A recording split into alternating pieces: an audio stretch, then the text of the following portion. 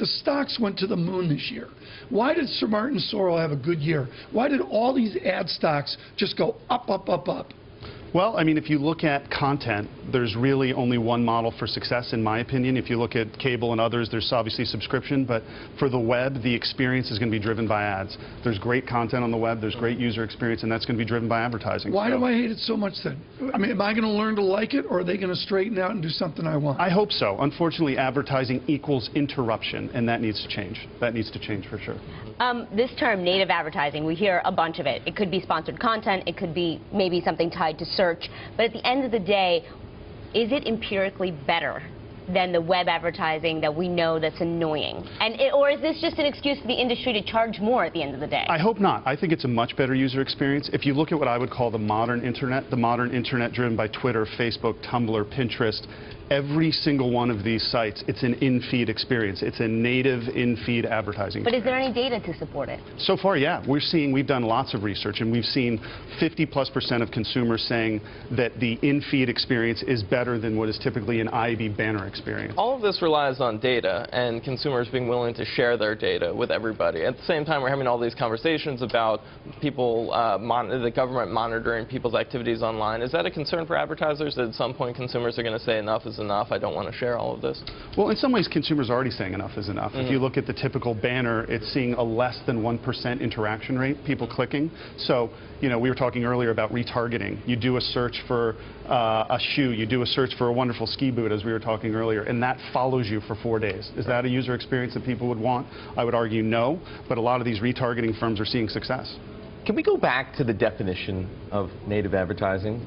We talked about this. It's good, yeah. I mean, I think it's important. People don't really, most people don't understand what it means.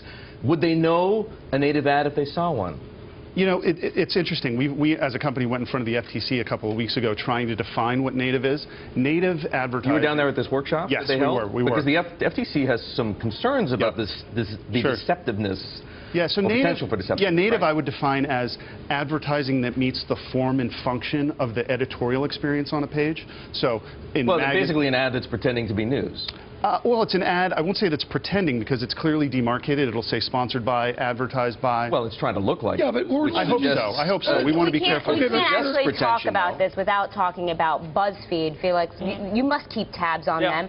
Are they a prime example of what this is? Yeah, their whole business model is based on branded content. And they don't do banner ads, and their whole, you know, everyone there says this is the wave of the future, is essentially doing branded content and native advertising. And they do it very well. They have a whole team that helps work with brands to design the experience on the page. But what's more interesting is that, you know, BuzzFeed has been doing that for a year and a half. The New York Times is now getting into the brand. I want to get, this is very important right now. Time Magazine is essentially talking about what Christine is talking about, which is they're blending their editorial and their business function together. Their editor-in-chief resigned a few weeks ago. Is that the future? Well, you could say that might not be what you want, but I think there is such challenges. I look at this right here. I see 6 newspapers. I think print is very challenged, but if you look at that in-feed, again, it follows the form and function. I think that is the future of advertising. And Eric, this is important. This is the new rollout. You talk, folks, about the new for 2014. When was this launched, Patrick? Last night? This is Kara Swisher and Walt Marsberg's news site. Recode, add here, add here, add here, big bright red.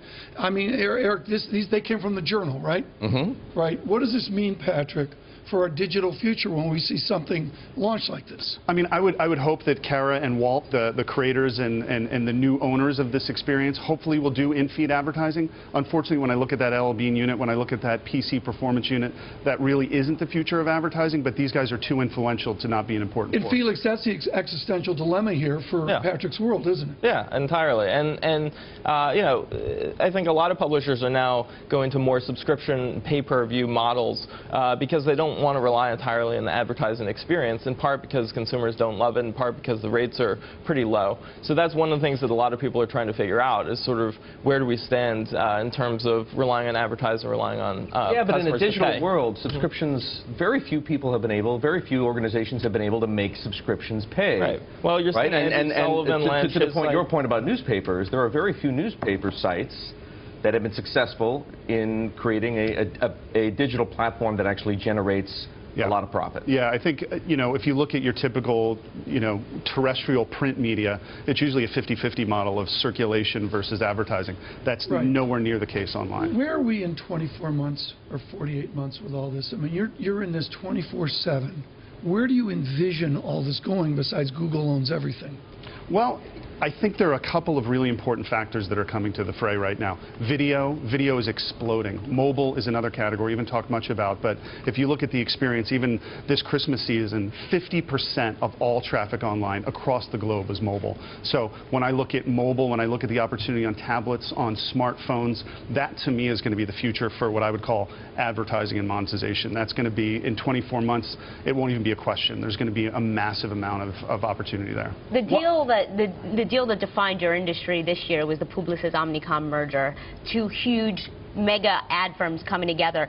What kind of ripple effects is that going to have? Good question. Well, it's going to be interesting. Do they, as a large oligopoly in a sense, are they going to really control rates and force a certain amount of ownership of certain sites? It's going to be interesting. I mean, I work with both of those companies, and the merger will be interesting to see what happens. Now, you look at Pepsi and Coca-Cola, McDonald's, huge advertisers work with those firms. So are they going to put pressure on publishers and inventory owners to push down rates and to force performance in a different way? That's yet to be seen, but it's going to be interesting.